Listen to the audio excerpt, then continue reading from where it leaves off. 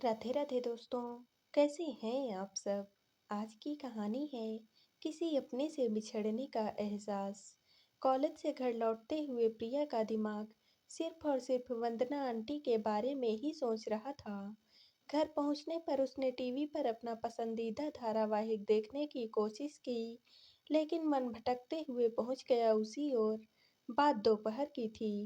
प्रिया व उसकी कुछ सहेलियां अपनी प्राध्यापिका की प्रेरणा से कुछ उपहार लेकर शहर के दूर दराज कोने में बने वृद्धाश्रम गई हुई थी।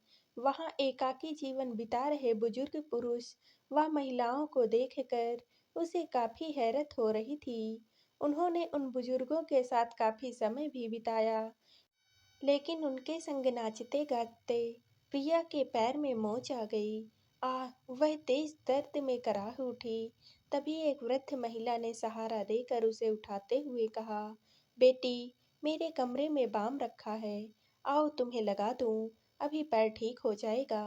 ना जाने उनकी आवाज में क्या कशिश व अपनापन था कि प्रिया उनके साथ चल दी।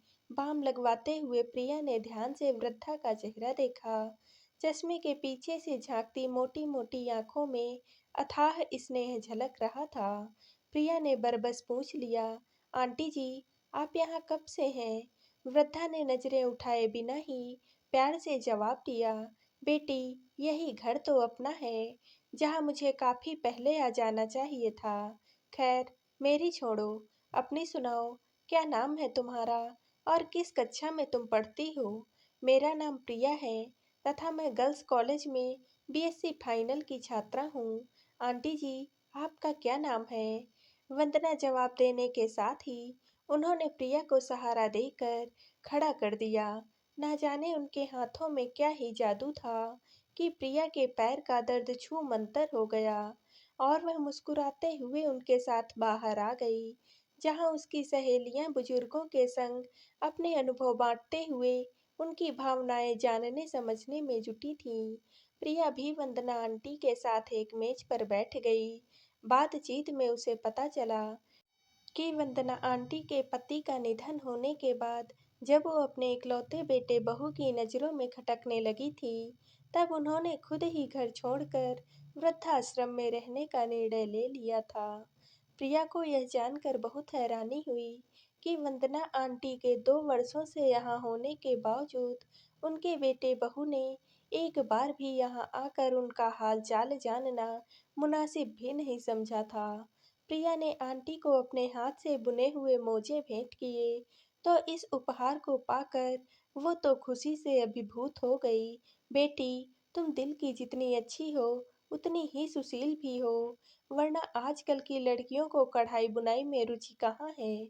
उनके संग बातचीत में गुम प्रिया को समय का ध्यान तब आया जब उसकी सहेली ममता ने उसे झकझोर कर कहा, मैडम जी, अब चलें या अपनी आंटी के साथ ही रहना है।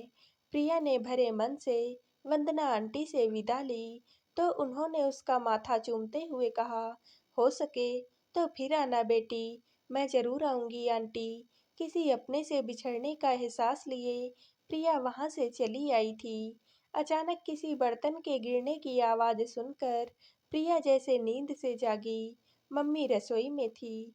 एक पल के लिए उसने सोचा कि वंदना आंटी के बारे में मम्मी को बता दें, पर मम्मी के स्वभाव की याद आते ही उसने अपना इरादा तुरंत बदल दिया। मम्मी भावुकता की जगह व्यवहारिकता को ज्यादा ही अहमियत देती हैं। साथ ही किसी अजनबी से रिश्ते की उनके लिए कोई कीमत नहीं। प्रिया चाह कर भी मम्मी को वंदना आंटी के बारे में नहीं बता पाई, क्योंकि मम्मी ने खुद अपने सास ससुर के स्वभाव से तंग आकर पापा के साथ अपना ससुराल छोड़ दिया था। ऐसे में भला उन्हें वंदना आंटी से हमदर्दी क्यों होती। अगले दिन प्रिया कॉलेज से अकेली ही वृद्धाश्रम चली गई। वापसी में वंदना आंटी ने उसे जयपुरी चूड़ियों का लाजवाब सेट यह कहकर पहना दिया कि मेरी बेटी होकर मुझे मना करती हो। दोनों के बीच काफी बातें हुई।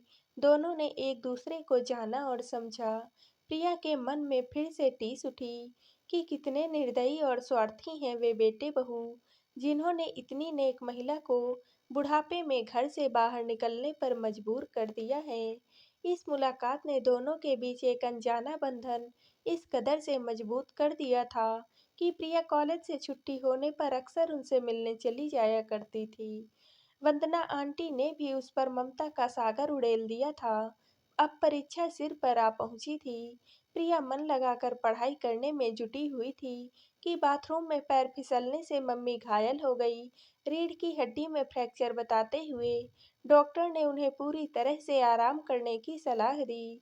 नज़दीकी रिश्तेदारों में कोई ऐसा नहीं था जो इस आड़े वक्त में घर का कामकाज और मम्मी की देख रेख कर पाता।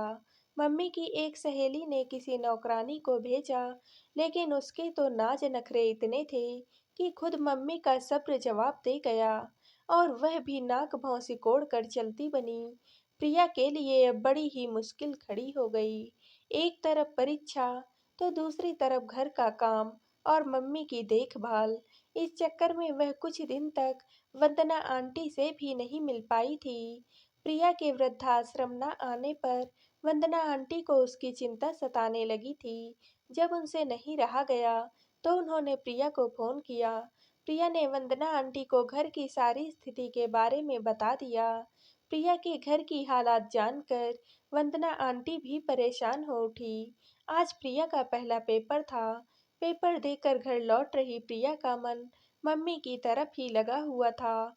बदहवास सी जब वो घर में घुसी, तो वह तो भौचक्की ही रह गई। मम्मी और वंदना आंटी किसी बात पर ठहाके लगा रही थीं। अरे वंदना आंटी, आप यहाँ कैसे? मेरी प्रिय बेटी किसी तकलीफ में हो तो मैं उससे दूर थोड़ी ही रहूंगी। मम्मी, ये वंदना आंटी हैं। माफ करना, मैं आपको इनके बारे में नहीं बता पाई। इसकी मुझे बहुत नाराजगी है। मम्मी के चेहरे के तो जैसे भाव ही बदल गए। फिर वो दो पल रुक कर बोली, तुम इनके इतने नजदीक आ गई और हमसे ये बात छुपाए रखी। प्रिया ने मम्मी की बात को बीच में ही काटते हुए कहा, मम्मी, मुझे तो लगता था कि आपको ये सब कुछ ठीक नहीं लगेगा, क्योंकि मैं जानती हूँ कि तुम यही सोचती होगी कि मेरी मम्मी की किसी से नहीं बनती। बेटी, इंसान इंसान में फर्क होता है। अगर मेरी सास मेरे लिए ठीक नहीं थी, तो जरूरी नहीं है कि हर सास वैसी ही हो। मैं मानती हूँ कि जवानी में मुझसे कुछ रिश्ते परखने में भूल हुई होगी, लेकिन वह इंसान ही क्या जो अपने अनुभवों से कुछ सीख ना सके।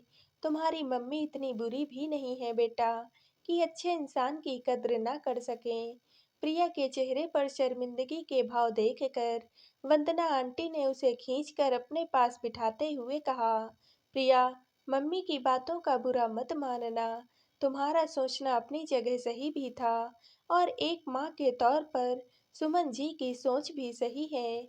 तुम मुझे यहाँ देखकर हैरान हो रही होगी ना। कल फोन पर बातचीत के दौरान मुझे तुम्हारी परेशानी का अंदाजा हो गया था। सारा दिन मैं यही सोचती रही कि तुम परीक्षा की तैयारी कैसे करोगी, पढ़ाई करोगी या घर का काम करोगी और मम्मी को भी संभालोगी। फिर मुझसे नहीं रहा गया और मैंने फ़ोन पर तुम्हारी मम्मी से बात की, उन्हें अपने बारे में बताया और मैं तुम्हारे घर चली आई।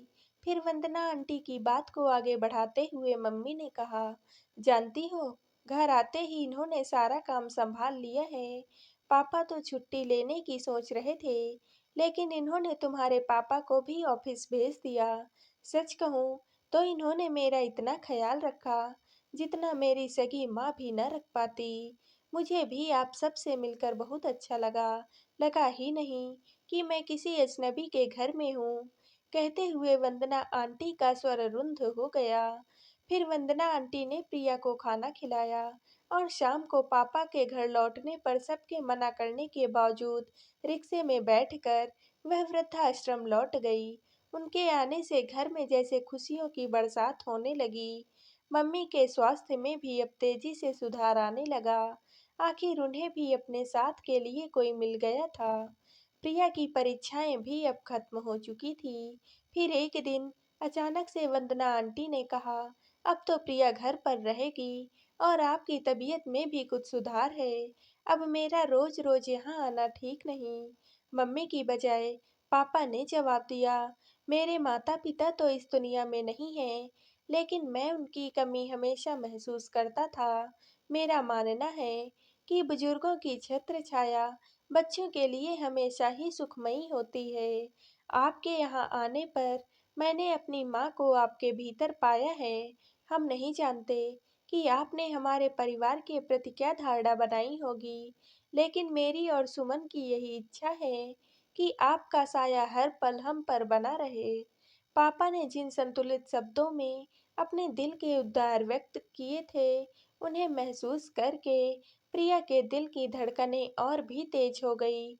मम्मी शांत भाव से वंदना आंटी की ओर उम्मीद भरी निगाहों से देखे जा रही थी। स्पष्ट था कि पापा ने जो कुछ भी कहा, उसमें उनकी भी सहमति थी। वंदना आंटी से तो कुछ कहते ही ना बना। फिर मम्मी ने कहा, प्रिया से हमें आपके बेटे बहू के बारे में भी पता चला है। हम भी आपके बेटे बहू जैसे हैं। हमें भी अपनी सेवा का मौका दीजिए।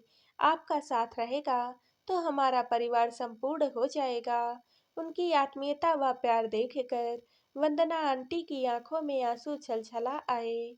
नम आंखों से उन्होंने कहा, अपने बेटे प्रतीक और उसकी पत्नी बीना की उपेक्षा से दुखी होकर वृद्धाश्रम आने पर मैंने तय कर लिया था कि अब मैं सांसारिक मोह माया से हमेशा दूर ही रहूंगी। लेकिन आपका परिवार मुझे अपनी तरफ खींच रहा है।